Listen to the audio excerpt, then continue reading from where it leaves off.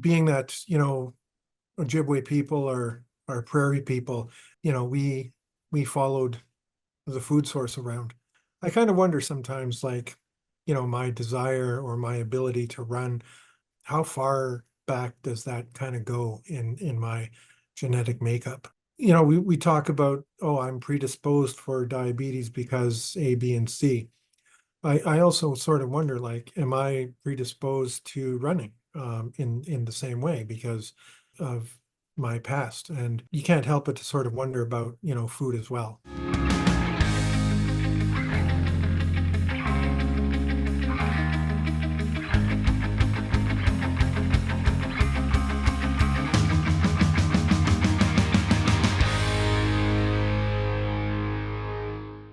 Welcome to At the Helm, the health podcast where we explore food as medicine and food as the treatment for chronic disease. I'm your host, Dr. Charles Helm. I'm a family doctor who, for more than 30 years, has been practicing medicine in the remote rural community of Tumbler Ridge in northern British Columbia.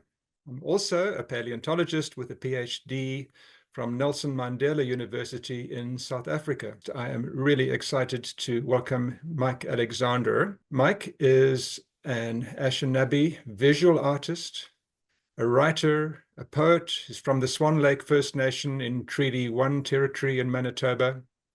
He now lives in Vancouver, where he is artist in residence at the Squatch Eyes Lodge. And Mike is also the vice chair of the National Indigenous Diabetes Association. Mike is a 60s Scoop survivor, taken away from his biological parents and the Anishinaabe community as an infant to be raised by a non-Indigenous family. And Mike's very upfront about this. From his late teens to almost age 40, he struggled with depression, anxiety, addiction. He weighed almost or more than 300 pounds. And then to cap it all, he was diagnosed with type 2 diabetes. Today, we will hear his inspiring story, reaffirming his Indigenous heritage. We'll learn about his recovery, his love for triathlons, no less, and of course, the remission of his type 2 diabetes. I think it's more than 7 years already, but it is now my great pleasure to extend a warm welcome to Mike Alexander. Hello, Mike. Hello, Dr. Charles. Thank you very much for that warm introduction. It's great to be here.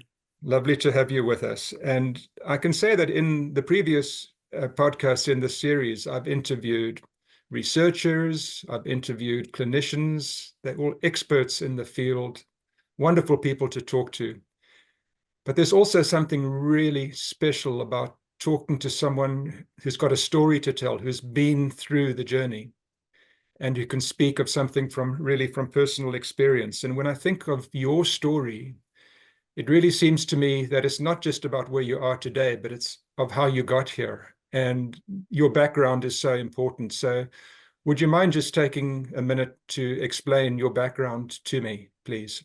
1974 in Winnipeg. And I guess shortly after birth, very shortly after birth, I was adopted out to a non-native family, also from Winnipeg. So I grew up for 40 years in and around Winnipeg, all sorts of different neighborhoods. At some point in time, I had realized I was kind of different from all the kids that I was growing up with, and all the neighbors. And it's such a sort of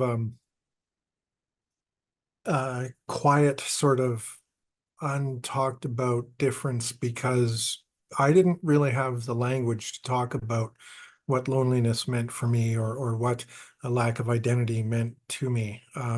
Social workers tried to work with me, and I don't remember being all that cooperative, or if I'd wanted to be. I didn't realize that I was living with some kind of trauma. No one knew what the 60 scoop was at the time. No one knew what, as far as I know, no one knew what intergenerational trauma was at the time. So, an awful lot of things in my life, were out of control from essentially the day that I was born. And so that really sort of catches up to a person no matter how hard they fight against it in life. And so I learned some pretty unhealthy coping mechanisms along the way to try to deal with this kind of unknown uh, sort of pain that I was feeling inside of me. Yeah, you've written really movingly about the problems you had with trauma, depression, anxiety, alcohol, unhealthy lifestyle, culminating in the type 2 diabetes diagnosis, but then also your recovery. But you've called this journey, and I'm going to quote you here, you've called it emerging through the other side of hell, unquote. And that is such a powerful, I know you're a writer, but that's such a powerful turn of phrase. It's so eloquently put. Um, can you elaborate on that? I mean, it sounds awful. Yeah, I mean, there was a point in my life where I had enough money from, having a career to, purchase a house in Winnipeg. It was something you could do at one point in time. So I did, and I made sure to kind of move as close to, my favorite bar as I could. It was still like a good, half-hour walk from my place to the bar. But, that was really the most important part that I could think of as to why I would want to live somewhere in, anywhere, as a matter of fact. So the downside, well, one of the downsides to that is, of course, that I would often walk home from the bar, and there were a couple of times where I probably should have, died of hypothermia or exposure or that sort of thing because it was just me. It was never with people. It was never sort of no one knew where I was or whatever. It was, I remember sort of just thinking to myself, like, I don't belong here or anywhere that I can think of, right? And this is kind of what life is about. So there were attempts for me to, find family, to find friendship, to find things that were important. And I really sort of struggled to understand what that meant. People were there to enable my alcoholism and to kind of not talk about the fact that I seemed as though I was not doing, really well in life. Yeah. Was there a pivotal moment for you when you realized I've got to do something, I have to change, or was it like a gradual, slow but steady evolution? Functional alcoholism is something that sort of, you sort of feel like you are the life of the party, that you're the funniest guy in the room, that you can get to work, the next day, that it's going to be totally fine. Um, and that goes on for a number of years before you sort of realize that, I'm not sure if I'm going to be able to make it to work tomorrow, but who cares? I'm not seeing my family on a regular basis at all because I can't. Um, I certainly can't talk about, my need to drink um, to anyone in a meaningful way. I certainly won't listen to anyone that is concerned for my well-being. It's sort of this thing that it sort of gradually sort of slides into a pretty bad place. And in my case, it was made fundamentally worse by the fact that I was prescribed, antidepressants.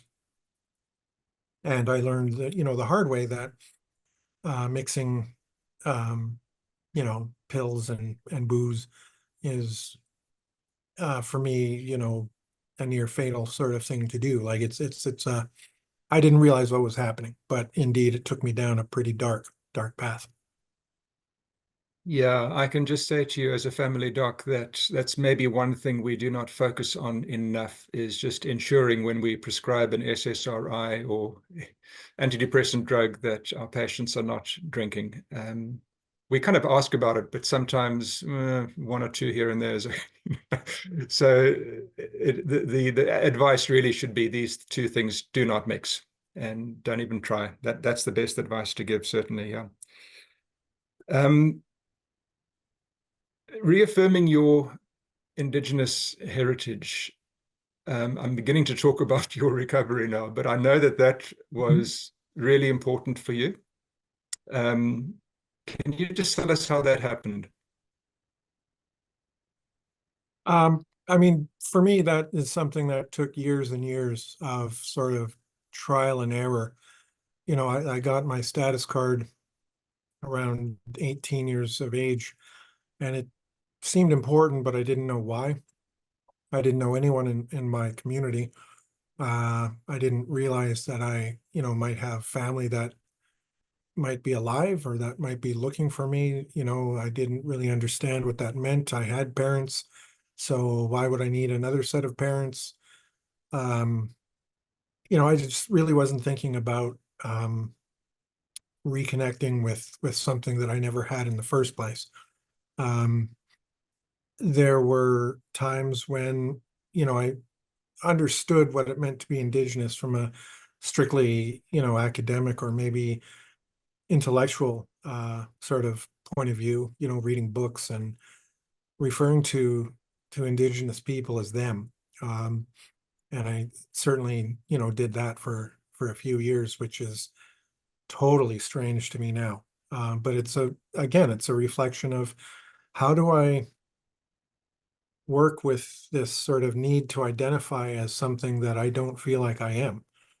That would end up with me actually sort of hanging out with, an Indigenous youth group in Winnipeg at what was then called the Aboriginal Center, where I was, exposed to ceremony and culture and art and, people who looked a lot more like me than my own friends that I had at the time. Unfortunately, this didn't stop, me sort of focusing on alcohol in my life. And, there's a degree of shame that sort of comes with being the only guy in the group that kind of goes out and gets wasted. So eventually I kind of moved on from that, knowing that there's something wrong here. There's something wrong with me not being able to fit in with this peer group that is doing really cool things within the Indigenous community in Winnipeg. So that is kind of when shame enters the equation, right? That's when I realize kind of I'm trying to live in two different worlds here, and neither of them are particularly working for me. Yeah, and I know from what you've written that things became really dark for you at some points, probably not just one point, but many points. But I also know that at some point, exercise and triathlons made the world of difference to you. Now, I'm going to give you a disclosure here. I'm training for a triathlon right now. Um, but I have not, I've done a few before, but they're all sprint triathlons. I've never graduated to the longer distances. And I know you've done some longer distances, which I think is just totally amazing. I know how tough that is to do. But I also know that you've used the term movement is medicine. And I love that because one of the subtitles for our podcast series is food is medicine, which it is, but movement is medicine too. And you've come up with that term independently, I think, which is wonderful.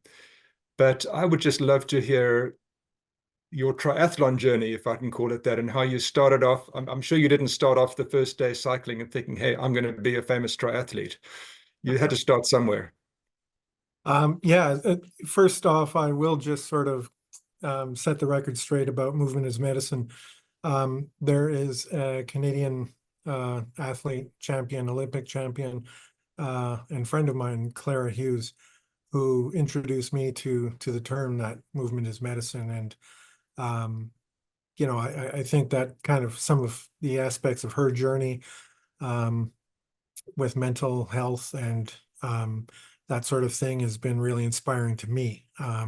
So, I reached out at one point and introduced myself as this fan kind of thing. And, it's resulted in some good times together, visiting her and her partner and just kind of sharing food and talking about life and how amazing life can be. So but the idea of triathlon sort of came from the fact that when I got on a bike, I thought that riding 15 kilometers was an amazing achievement, and it was for me. Because I got into it, I realized, oh, I want to ride that again. Oh, I want to ride 20 kilometers.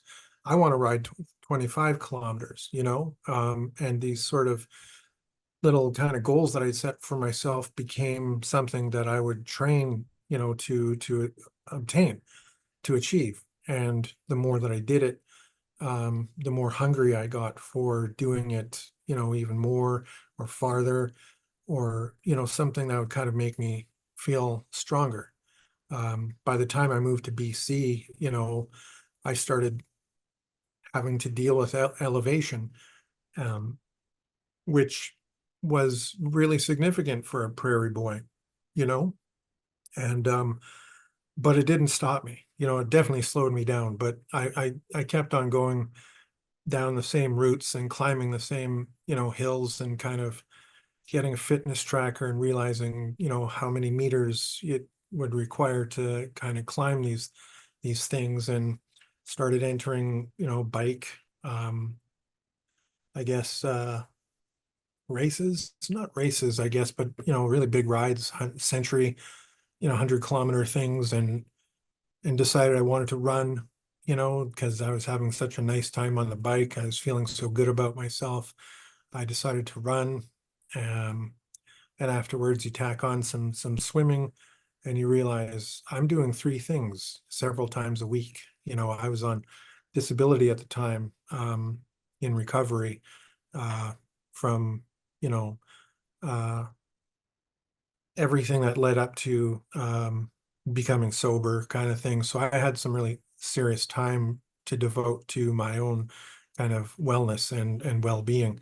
So I took that time to really sort of look at my health from a purely, physical sort of stance, and trying to change the way that I felt about myself, as well as trying to change, the fact that I uh, was had been diagnosed with type 2 diabetes at the time. Right. So, firstly, it's really interesting to me that Clara Hughes influenced you. I know how many people she has influenced for the better, and so can add you to that list. So that's really interesting. But you've mentioned then, yeah, you got diagnosed with type 2 diabetes. So I think that was in 2015, if I'm correct. But in retrospect, did you have symptoms before your diagnosis, or did you just have so many symptoms that you can't tease them out, really? I now realize that there were symptoms. At the time, I didn't know what those were. And one of the things that I've learned about myself and have heard from others is that there's a really broken relationship between Indigenous people and the healthcare system in Canada, being that there's not a lot of trust for what I kind of refer to as the healthcare industry complex. It's kind of mired in this sort of idea that Indigenous people are creatures that should be sort of experimented on. When colonization happened, um, Anishinaabe people were sort of starved off the prairies and used for, experiments in food and nutrition and starvation and that sort of thing. So we've kind of got that in our blood as well as in our memories. And so we experience that on a regular basis when we seek medical assistance. So for me, there wasn't an awful lot of trust to be able to sort of say to my doctor, hey, like, I'm not feeling good, something's wrong with me. I didn't feel like I could do that, and expose myself as being potentially in need of help. Yeah, sure. I'm a shy guy. Sure, I don't want to confront or have difficult conversations, but I think that the structure was in place to ensure that I not be able to kind of have a really solid relationship with healthcare practitioners that I knew at the time. Yeah, and I guess the corollary to that is that type 2 diabetes is such a problem amongst Indigenous people in Canada. I mean, I've been informed that at one of the First Nations close to where I live, as many as 80% of adults are afflicted with type 2 diabetes. It's just an amazing statistic. I've been told that Indigenous Canadians are nine times more liable to develop type 2 diabetes. So these are horrific statistics. And if I can once again, I just want to read you something that you wrote. So I'm quoting you here, but you wrote, people need to understand that the high rates of type 2 diabetes among Indigenous people are a direct result of colonization, loss of agency and cultural traditions, loss of connection to the land, loss of identity, loss of traditional ways of eating. But then you go on to say healing comes from regaining one's sense of agency over your life and circumstances and the reconciliation of historical, physical, mental, and spiritual wrongs. So, you paint a very bleak picture there, but then, as always, you finish off with something positive and life affirming. But maybe I should mention also in 2020 in British Columbia, there was this report that came out from Dr. Mary Ellen Turpel-Lafond called In Plain Sight, Addressing Indigenous Specific Racism and Discrimination in BC Healthcare.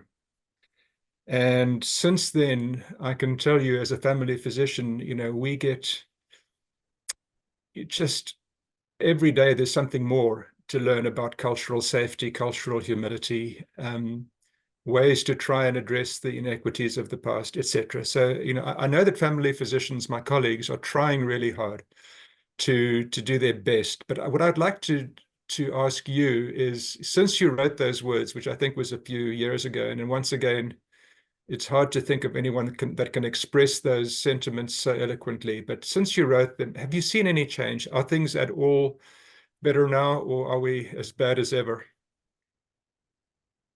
I'm a proponent of, that we'll see change on an interpersonal level in this lifetime. From an institutional level, I'm not as convinced. I'm afraid. Um, there's a white supremacist sort of notion that kind of is fuel that fundamentally fuels colonization. And so what I will say is that I have met a lot more people who are aware of, not just the problems, but who have also, put out an awful lot of solutions. And those solutions are going to be specific to, different communities, where people are.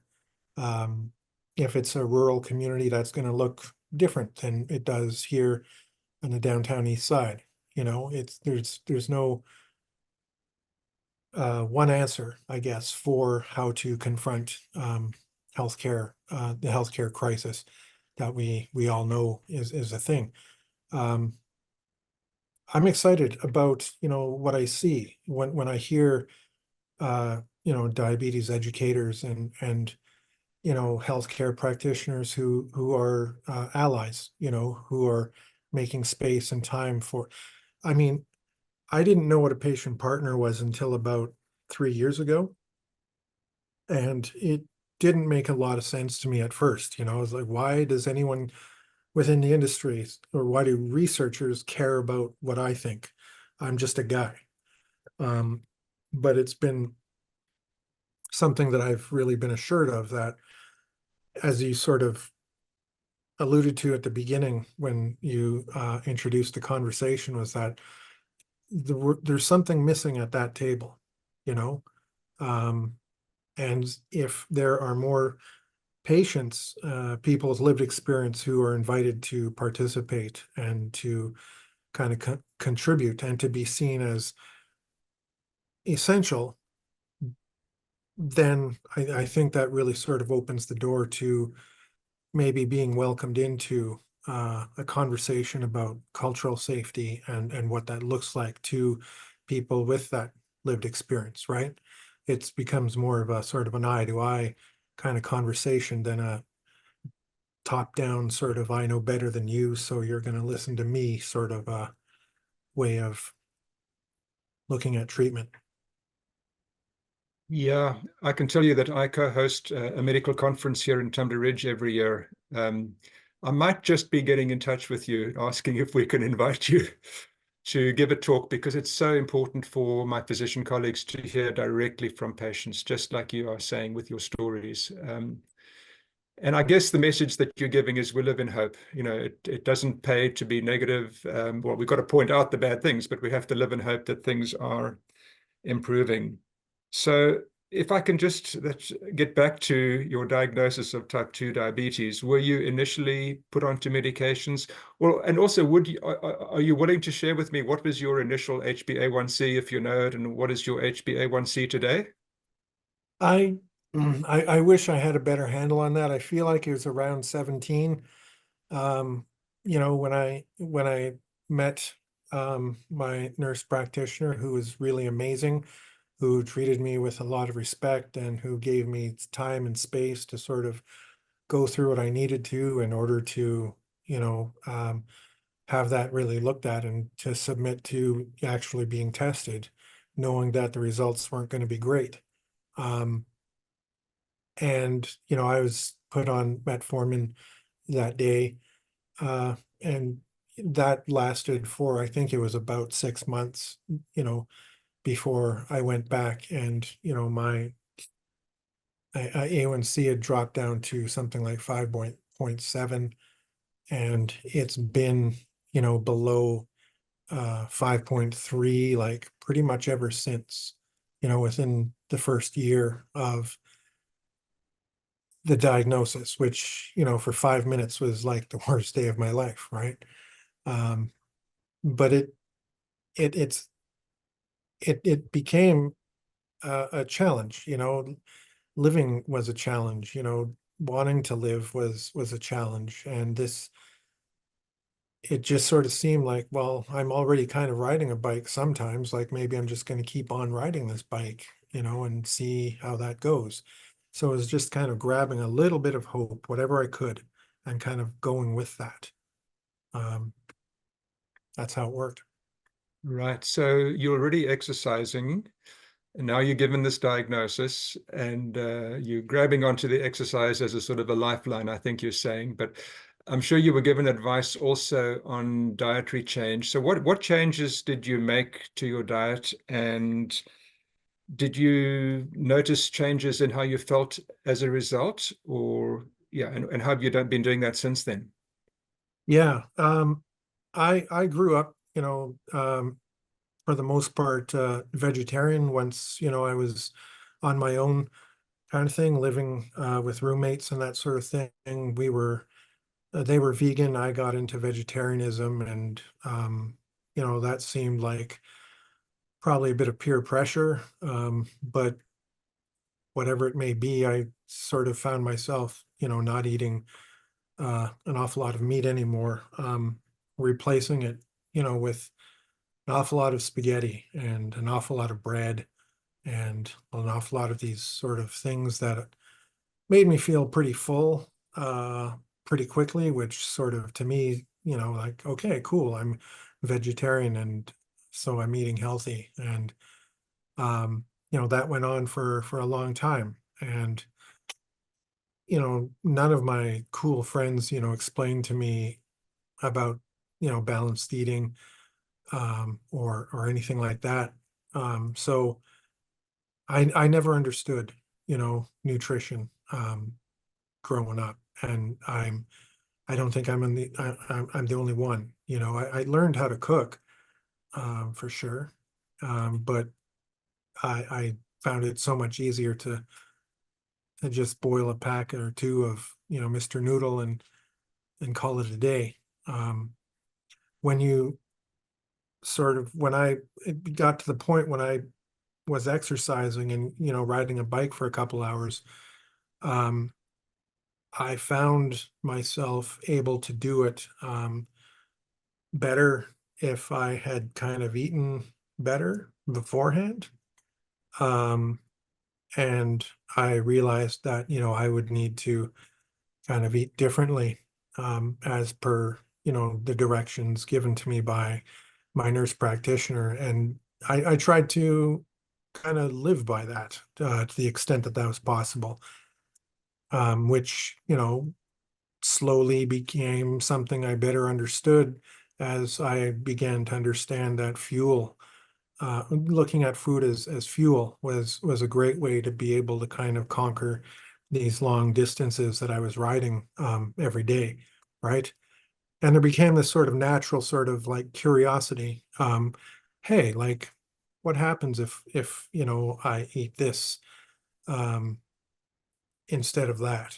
And eventually would learn, the difference between like a slow release carb and a kind of like white food, or that sort of thing. Like there's differences in carbohydrates and the functions that they serve. And I began to know like what protein was and why that was important, and how to use starch in addition to other food, and to just kind of really be open to this idea that maybe there's a better way of eating. And the better I felt, the more that I wanted to kind of keep it together. I love donuts, I love pizza, I love these things. And I will say anytime I'm asked, like, yeah, like I'll have that, once in a while. I don't believe in 100% or black and white or yes or no. Like, I don't think life is like that. I just understand that if I have too much of those things, I'm going to feel pretty bad. And if I have too much of those things on a regular basis, there's going to become problems in my life. So I like to sort of treat myself, but I also think it's important to look at food as a way to fuel my body. Yeah, no, that's very inspiring, and I think very wise too. There's a big difference between once in a while and all the time, so and not absolute black and white, like you say. I think people, I think people are scared, when if they're pre-diabetic or diabetic. I think that they can look at food as, or maybe have been looking at food as a source of comfort.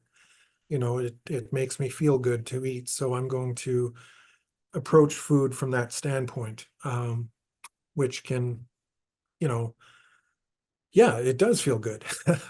Um, what are the long-term benefits, and what are the consequences of that I think are important questions, to consider as well, right? So if you can think of, maybe a better choice, I think, when it's possible, I think that's really a really healthy way to look at, um, what we take in.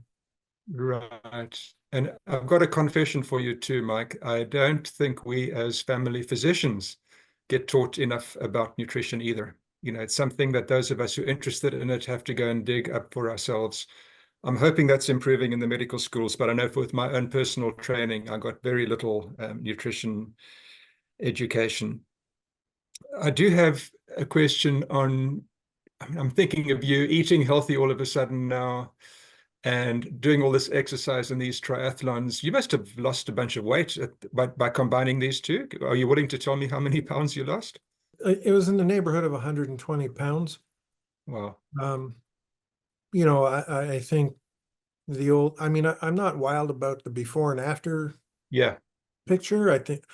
I think that there's issues about kind of the way that we look that doesn't really tell the whole story, about our health. So I'm kind of usually reluctant to sort of look Mm. at things as far as before and after. Um, but I think what I did learn, through that process is that it really has a powerful impact on my mental health, right?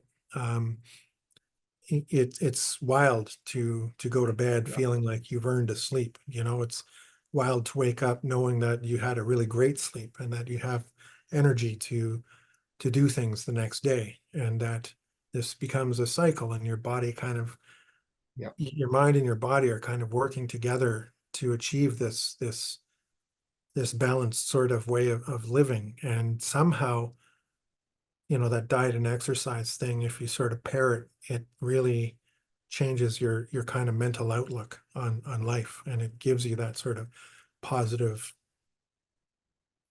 the idea that, a positive mental attitude makes a huge difference. Yeah.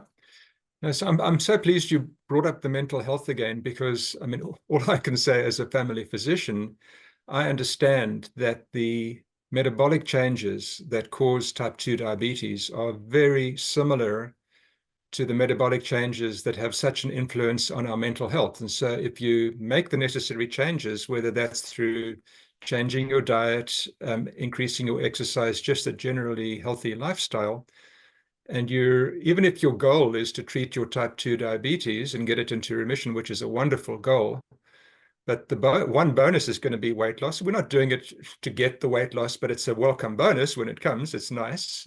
But a really welcome bonus is the improvement in mental health. And it makes perfect sense. You turn a vicious cycle into a virtuous cycle. It becomes a positive cycle. The better things get, the better things get. So that's a really inspiring story. But I want to ask you, what is your favorite healthy meal? Not your favorite meal, but your favorite healthy meal. I'm fortunate to have the support of a quite loving partner in my life who is gluten-free and vegan.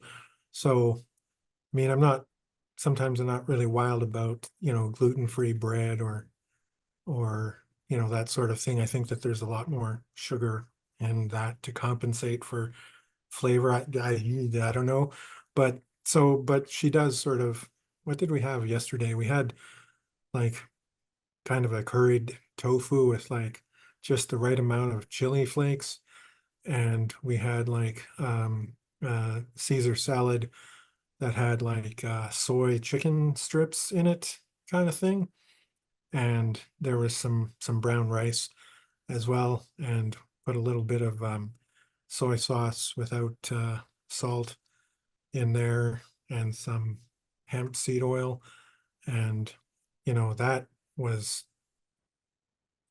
I'd say that last night was probably the best meal I've ever had. That's good timing then. Yeah. Well, I mean, it's clear to me that for you, being healthy has physical, mental, emotional, spiritual components, and it combines to create something that's bigger than any one of those parts. Mike, if I may, I'd like to you're the vice chair of the National Indigenous Diabetes Association. Are you able just to tell us anything about what that organization does or tries to do and your involvement in it?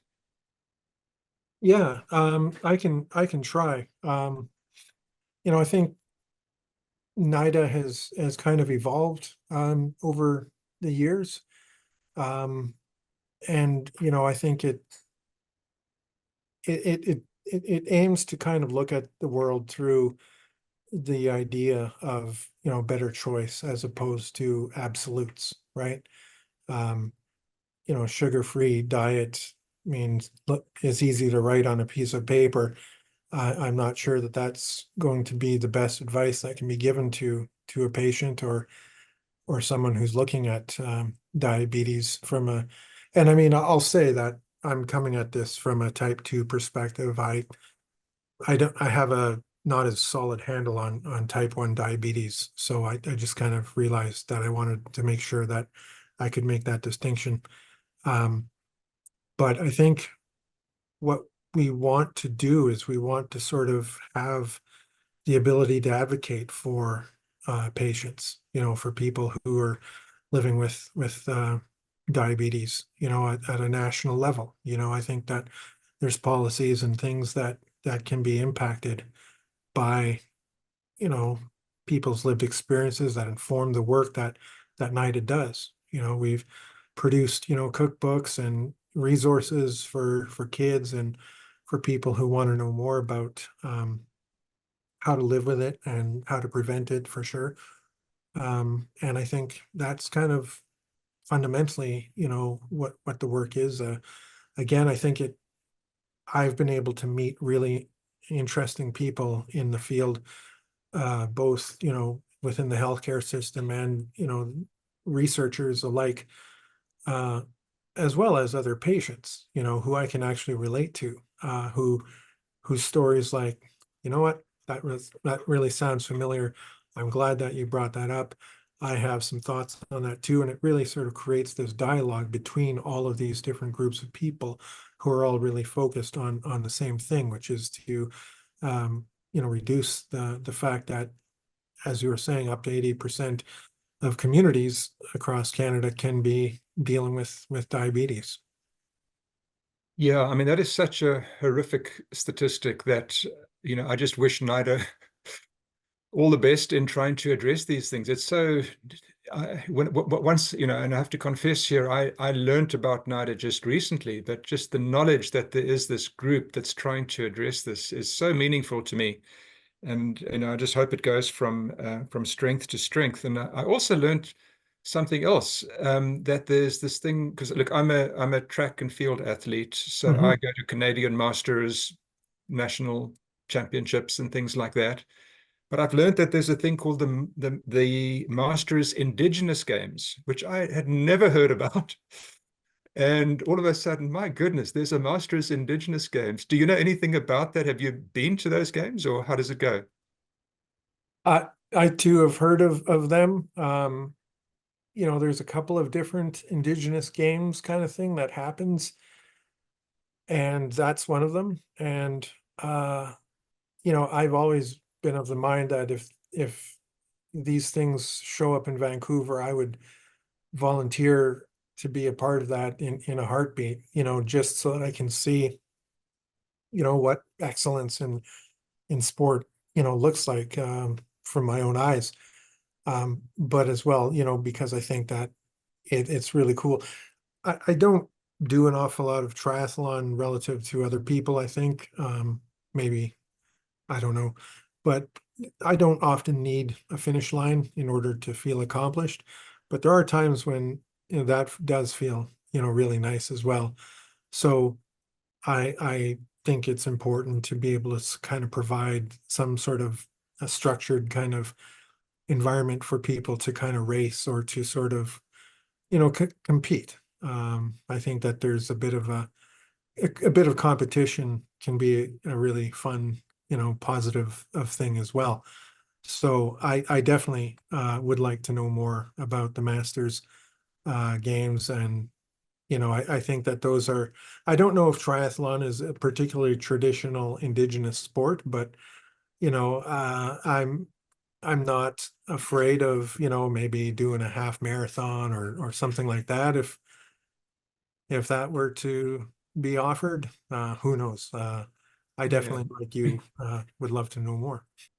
But Mike, so in closing here, I mean, firstly, I want to congratulate you. You've got such a remarkable story, and it's so innovating. But I'm sure that many other people also see you as an example. Not that you necessarily want to be an example and a role model, but I think people may wish to see you as a role model, which maybe even is a bit uncomfortable. I don't know. But is there anything that you would like people to know, words of advice, words of wisdom, just for people out there who might say, wow, can this person influence me? Just like Clara Hughes influenced you in a difficult time. Are there words that you can use to inspire other people? I I mean, I believe and I know that life isn't easy, for most of us. We come from, a pretty dark chapter in Canadian history, if not directly, then because of what our parents and what our ancestors had to go through. And I know that they thought of us. I know that they prayed for us, and I know that, they conducted themselves to the best of their abilities, trying to prepare a world for us. And, I've learned that there's an awful lot of strength in that.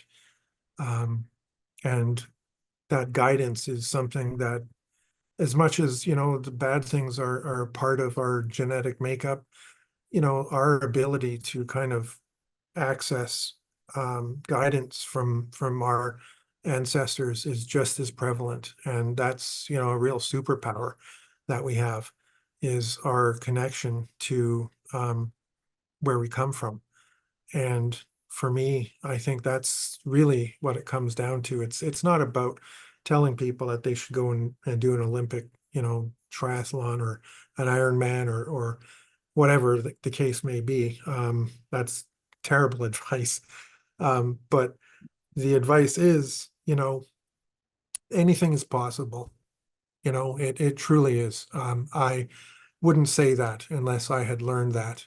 And that is for sure something that I've accomplished. It wasn't easy, but it was what needed to happen. And I see so much potential um, in people that I talk to and am, encouraged by. So I think the resources there are there. I think the support is there. I think that everything that we need can be accessed, and we've overcome so much already.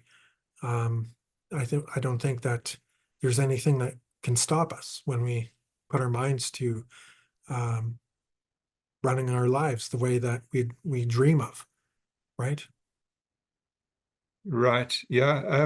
So my dream, Mike, is that those comments of yours will inspire and encourage many other people, because, you know, I'm going to say you're a very humble man. You're not out there on a stage saying, do this, do that, do this. You're just letting your own um, experience resonate with other people. And that's all it is. And it's such a simple message. I've also got a question. I mentioned that I am also a paleontologist, so I'm very interested in how we evolved to eat what we do, and how we move and why we move well. So if I think of indigenous heritage in North America and how healthy traditional diets were and how active people were, and how, I mean, you've pointed out all the effects of colonialism in affecting, for example, the ability to enjoy a traditional diet. So this is evolutionary biology 101.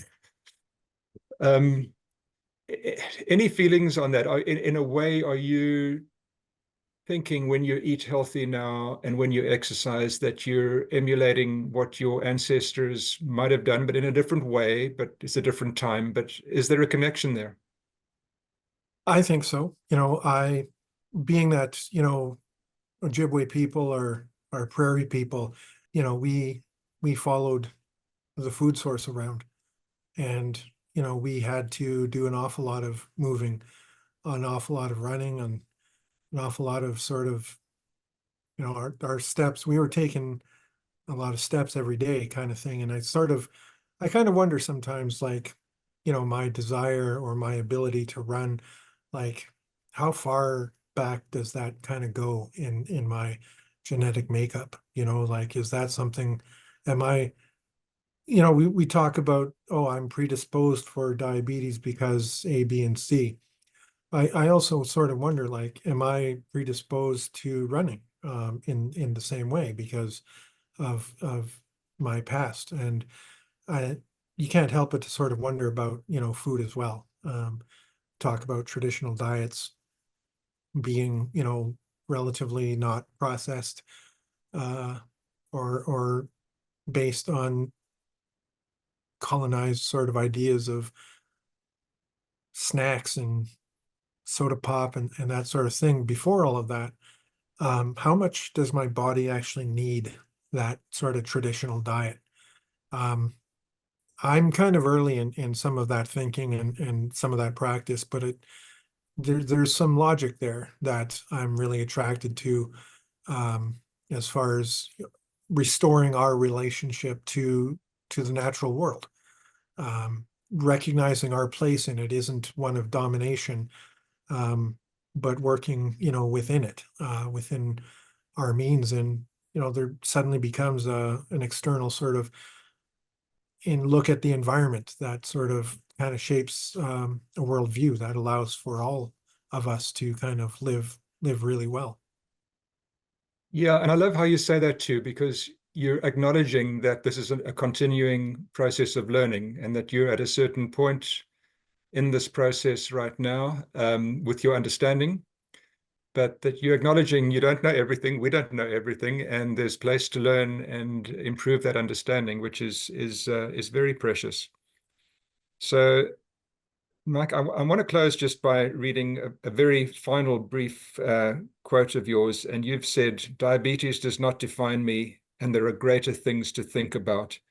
It is just one part of the picture of whom I am." So I chose that as well because I can't think of a more appropriate, evocative, meaningful way for any person afflicted with type 2 diabetes to summarize, but also to kind of get on top of it and to offer hope, all those things. So, Mike, thank you so much for taking the time to talk to me today. It's been really inspiring listening to your story. I just want to wish you all the best in your art, your writing, your triathlons, keeping your type 2 diabetes in remission, and all the while reaffirming your Indigenous heritage. It's a beautiful story to me. I want to thank you so much for sharing it. I also want to thank our producer, Anne Mullins, our technical guru, Graham Wheeler, and of course, thanks to IPTN for sponsoring this podcast series. IPTN also sponsors two websites, diabetesremission.ca and reversingprediabetes.ca. They're wonderful websites. We're going to provide links on the screen to those websites. And I would love also, if we can, Mike, to provide links to all the wonderful things that you've written, because they inspired me, and I'm sure they'll inspire our viewers as well. Once again, I'm Dr. Charles Helm. You've been listening to At the Helm, and I've been interviewing Mike Alexander. I really hope that you have enjoyed today's podcast, and I hope that I can look forward to seeing you again soon. Thank you, Mike, and thank you all.